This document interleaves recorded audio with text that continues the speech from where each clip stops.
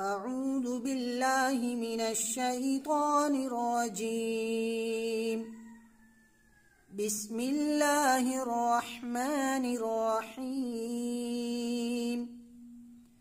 الحمد لله الذي أنزل على عبده الكتاب ولم يجعل له عوجا قيما لينذر بأسا شديدا من لدنه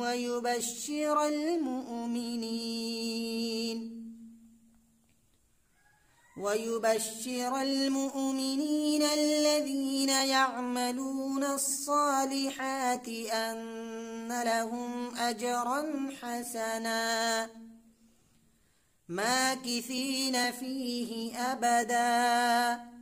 وينذر الذين قالوا اتخذ الله ولدا ما لهم به من علم ولا لآبائهم كبرت كلمة تخرج من أفواههم إن يقولون إلا كذبا فلعلك باخع نفسك على آثارهم إن لم يؤمنوا بهذا الحديث أسفا إنا جعلنا ما على الأرض زينة لها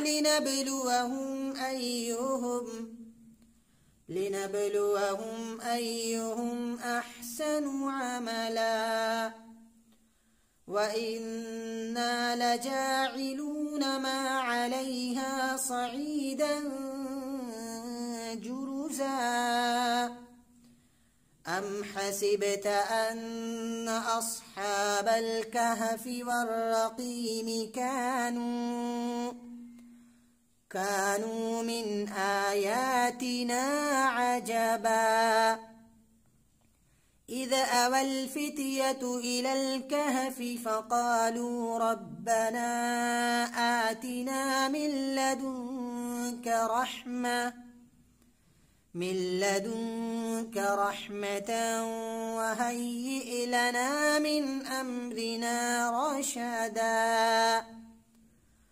فضربنا على آذانهم في الكهف سنين عددا